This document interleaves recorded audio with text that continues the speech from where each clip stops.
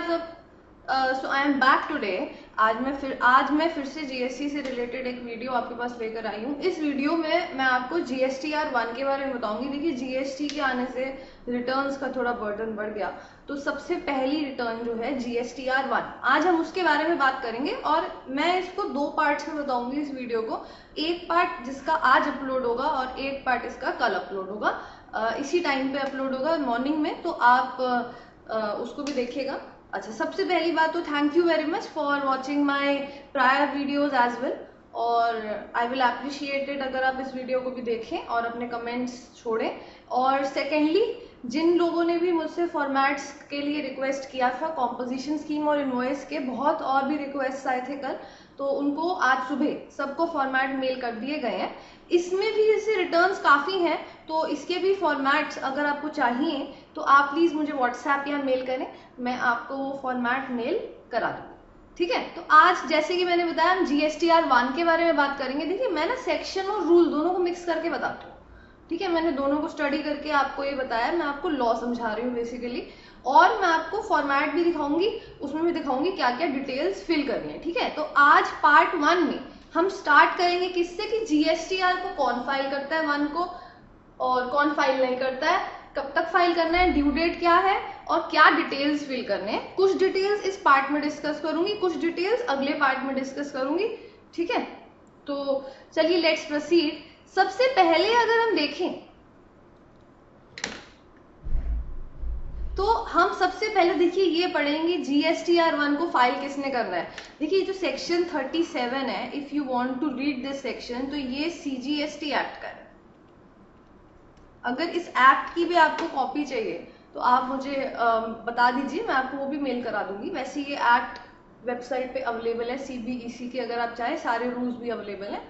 वैसे अगर आपको डाउनलोड ना करके मुझसे मेल कराना है तो मैं मेल करा दूंगी। ठीक है, अच्छा, सबसे पहले तो ये देखिए कि GSTR1 एक रजिस्टर्ड पर्सन फाइल करता है। ठीक है, और GSTR1 में outward supplies of goods and services आते हैं। जो आपने सर्विसेज प्रोवाइड करी या जो आपने गुड्स सप्लाई करे, उसका सारा डिटेल इस GSTR1 में आपको फर्निश करना है। अब मैंने ये तो बता दिया भाई, सारे रजिस्टर्ड पर्सन को GSTR1 फाइल करना है, मगर इन रजिस्टर्ड पर्सन में से कुछ ऐसे भी लोग हैं जिनको फाइल नहीं करना होता है। तो अब किन लोगों को फाइल नहीं करना है? देखिए, एक तो है इनपुट सर्विस डिस्ट्रीब्यूटर, इनके लिए एक अलग जो है फॉर्म होता है।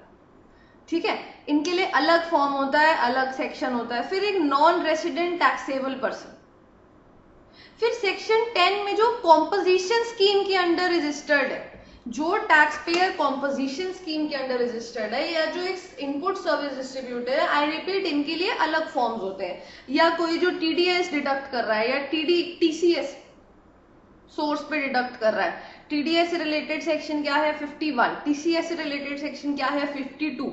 ये सेक्शंस मैं अभी डिटेल में डिस्कस नहीं कर रही हूँ। दो मैं कॉम्पोजिशन स्कीम तो थोड़ा डिस्कस कर चुकी हूँ एक वीडियो में, मगर ये दोनों सेक्शंस मैं अभी डिस्कस नहीं कर रही हूँ। ठीक है, तो एक तो हो गया इनपुट सर्विस डिस्ट्रीब्यूटर। देखिए, हमारा मेन एम ये है कि हमको लर्न करने हैं ये सेक्शंस, है ना। आप चाहे जो भी हैं, आप स्टूडेंट हैं या आप कंसल्टेंट हैं, आपको ये सेक्शंस आने चाहिए। तो हमारा मेन एम ये है कि हम इनको लर्न करें, तो ये लर्न इसी तरीके से हो सकता है। ठीक है, तो सबसे पहले तो GSTR1 एक हर रजिस्टर्ड पर्सन फाइल करता है, और इसमें बेसिकली क्या फर्निश करना होता है, outward supplies of goods and services के डिटेल्स फर्निश करने होते हैं। Very simple. अब एक इनपुट सर्विस डिस्ट्रीब्यूटर, या एक नॉन रेसिडेंट टैक्सेबल पर्सन, या एक ऐसा पर्सन जो सेक्शन 10 में कॉम्पोजिशन स्कीम के अंडर रजिस्टर्ड है, या एक ऐसा पर्सन जो सेक्शन 51 में TDS सोर्स पे डिडक्ट कर रहा है, या 52 में TCS सोर्स पे डिडक्ट कर रहा है। ठीक है, और दूसरा देखिए, ये तो चीजें जो है ना, ये आपको सेक्शन में मिलेंगी लिखी हुई कि GSTR1 इन लोगों ने फाइल नहीं करना। ये चीजें कौन बोलता है? सेक्शन 37 बोलता है। और रूल ये बोलता है, रूल ये भी इंक्लूड करता है, कहता है कि भाई एक ऐसा पर्सन जो सेक्शन 14 में रेफर टू है, कौन से एक्ट के? IGST एक्ट के। अब सेक्शन 14 में कौन सा पर्सन होता है? एक ऐसा सप्लायर जो ऑनलाइन इंफॉर्मेशन या डाटाबेस एक्सेस की सर्विस प्रोवाइड करता हो, जो कि या तो ऑनलाइन इंफॉर्मेशन सप्लाई कर रहा है या database access and retrieval service provide कर रहा है। I am not going to elaborate on this section right now, ये भी मैंने बस इसलिए लिखा है ताकि आपको थोड़ा सा पता चल जाए कि भाई ये सेक्शंस किस चीज के बारे में है, नहीं तो लर्न नहीं होते हैं सेक्शन नंबर ना। तो एक तो input service distributor, non resident taxable person. देखिए मैं ना रिपीट करती हूँ, जैसे अगर आपको लर्न हो चुका है, आप नहीं चाहते मैं रिपीट करूँ, तो आपके पास एक बहुत अच्छा ऑप्शन होता है, आप बस इसको वीडियो को फॉरवर्ड कर दो थोड़ा सा, ठीक है, 1-2 सेकंड भी फॉरवर्ड कर दोगे तो ये टॉप रिवीजन वाली खत्म हो जाती है। अच्छा, फिर मैं बोला कि सेक्शन 10, 51, 52 और फिर 14 में कौन आता है? एक ऐसा सप्लायर जो ऑनलाइन इंफॉर्मेशन सप्लाई कर रहा है या database access and retrieval service provide कर रहा है। तो पहले मैंने आपको शुरुआत में बोला था कि मैंने आपको ये बताया कि GSTR1 फाइल किसको करना है और फाइल किसको नहीं करना है, यही बेस है। ये सबसे पहले आपको पता होना चाहिए कि आपको जो है GSTR1 फाइल करना है कि नहीं करना, ठीक है। अब GSTR1 फाइल करना कब है? देखिए जैसे आपका जो भी मंथ है, पहले सबसे पहले तो उसको मंथली फाइल करना है, ठीक है। अब ये जो है ना थोड़ा सा कंप्लायंसेस बढ़ गए जीएसटी के आने से, मंथली रिटर्न एक फाइल नहीं करनी है, काफी सारी रिटर्न है। तो अब GSTR1 के बारे में बात करें तो इसको आपको 10th of the succeeding month में तक फाइल करना है। जैसे हम अप्रैल ले लें तो 10th जून तक, मई तक, सॉरी 10th मई तक, 10th मई तक। तो ये आपके लिए बहुत इंपॉर्टेंट डेट हो जाती है, जो भी जीएसटी के अंदर रजिस्टर होने जा रहे हैं या हो चुके हैं उनके लिए एक बहुत इंपॉर्टेंट डेट है, जो आप मार्क कर लीजिए अपने कैलेंडर में कि आपको 10th मई तक GSTR1 को फाइल करना है। अच्छा, अब सॉरी, उसके बाद एक रजिस्टर्ड पर्सन जो है जिसको GSTR1 फाइल करना है, उसको 10th तक फाइल करना है, वो 11th से लेकर 15th तक फाइल नहीं कर सकता।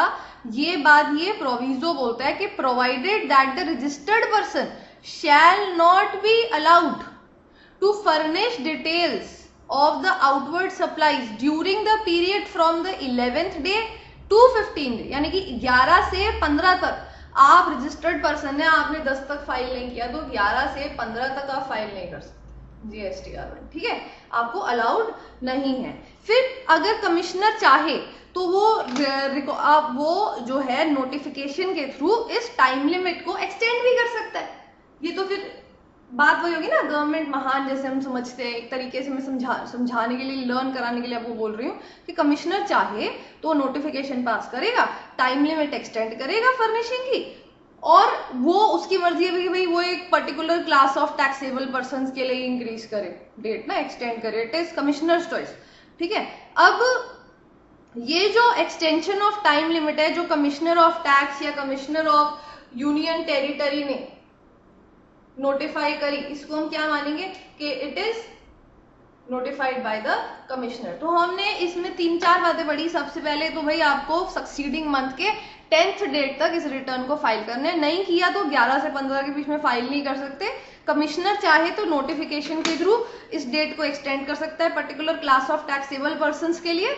और ये जो डेट एक्सटेंड की गई है, जो कमिश्नर ने या कमीशन ऑफ स्टेट टैक्स या commission of union territory tax ने जो एक्सटेंशन करी इस डेट की, उसको हम क्या मानेंगे कि it has been notified by the commissioner, ठीक है। तो हमने आपको 3 बातें बताई, मैंने आपको 3 बातें बताई कि जीएसटी को फाइल कौन करता है और इनमें से किन लोगों को नहीं करनी है और फिर कब तक फाइल करनी है। ये सबसे इंपॉर्टेंट बातें थी 3 आपके लिए। अब फाइल करनी कैसे है, इसको आपको ना इलेक्ट्रॉनिकली फाइल करना है। अगर आप आज जीएसटी की साइट पे जाएंगे, उस पे भी आपको मिलेगा कि ना डेट्स लिखी हुई हैं, GSTR1 कब तक फाइल करनी है, 2 कब तक फाइल करनी है, 3 कब तक फाइल करनी है ना। तो बेसिकली फाइल करनी कैसे, इलेक्ट्रॉनिकली फाइल करनी है एक कॉमन पोर्टल के थ्रू, ठीक है, तो इजी है। अच्छा, अब बात ये आती है कि GSTR1 में डिटेल्स कौन सी फर्निश करनी है। देखिए outward supplies of goods and services की डिटेल्स आती हैं इस GSTR1 में। अब इस GSTR1 के लिए हम एक तो सेक्शन 37 पढ़ते हैं, दूसरा रूल भी पढ़ते हैं, ठीक है, और तीसरा मैं आपको इसके फॉर्मेट से भी दिखाकर डिटेल्स निकाल के मैंने यहाँ पे डाली है। तो अब बेसिकली सबसे पहले तो आपको ये समझना है कि outward supplies of goods and services की डिटेल GSTR1 में आती है।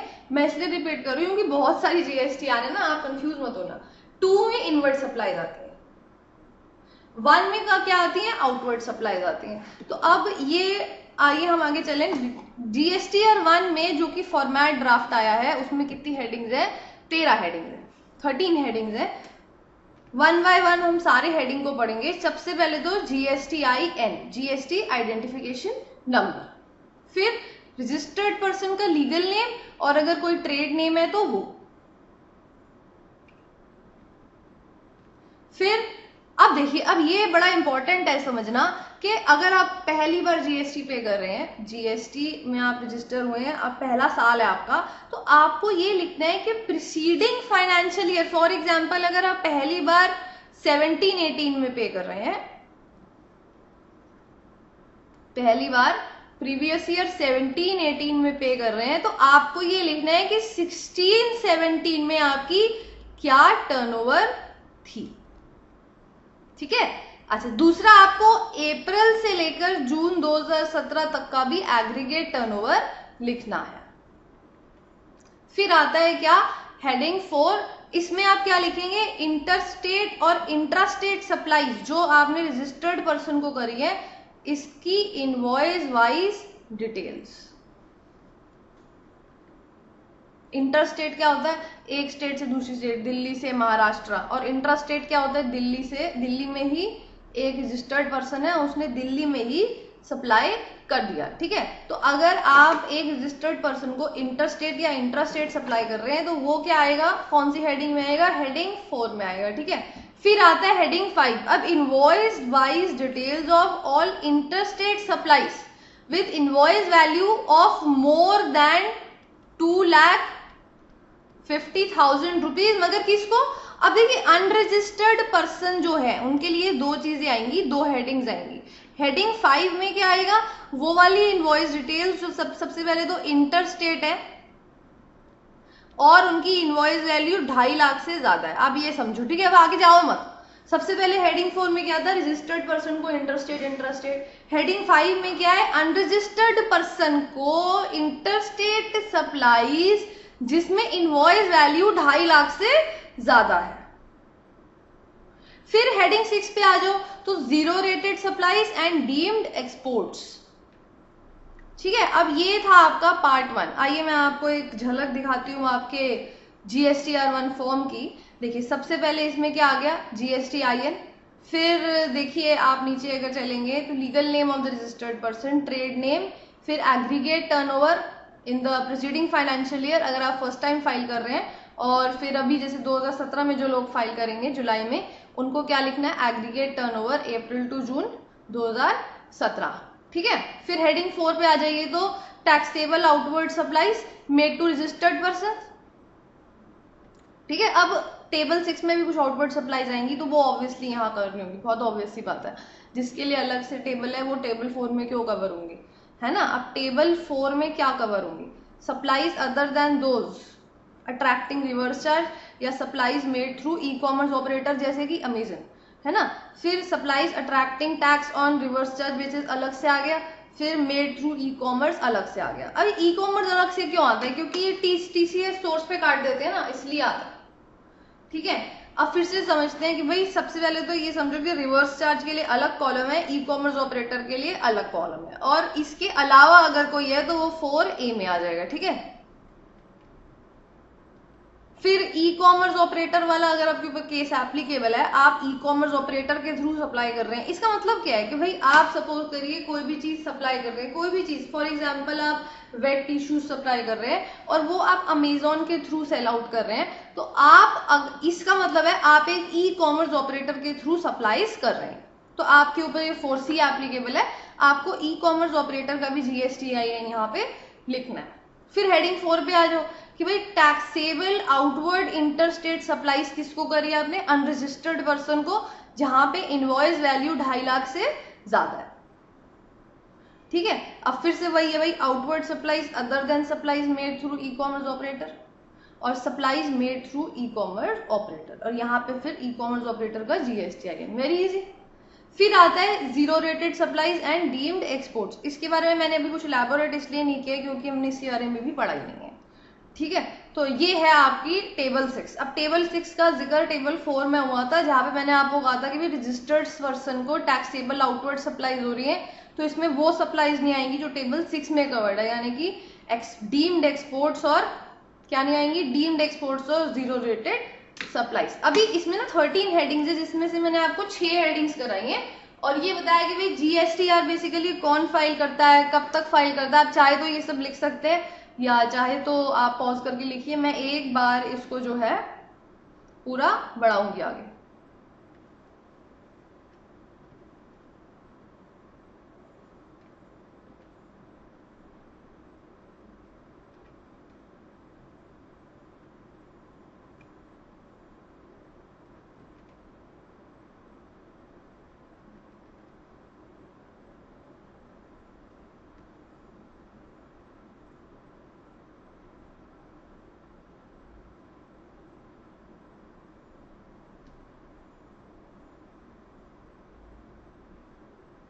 चलिए अब कल, थैंक यू वेरी मच। और आपको अगर मेरी वीडियो पसंद आई तो आप लाइक करें, शेयर करें, और कल मैं जो इसका पार्ट 2 अपलोड करूंगी आप उसके लिए वेट करें। हो सकता है मैं शाम को ही कर दूं, तो आप प्लीज़ अपना मेल चेक कर लीजिएगा। नोटिफिकेशन के लिए आप हमारे सब्सक्राइब करें चैनल को, बेल का जो बटन है उसको क्लिक करें ताकि सबसे पहले आपके पास नोटिफिकेशन आए, और कमेंट करें जो भी। और अगर आपको फॉर्मेट चाहिए तो आप प्लीज़ मुझे मेल या व्हाट्सएप करें। मैं एक बार फिर से यहाँ पे नंबर लिख देती हूँ, 9990, ये नंबर है व्हाट्सएप नंबर, और मेल आईडी मैं लिख रही हूँ,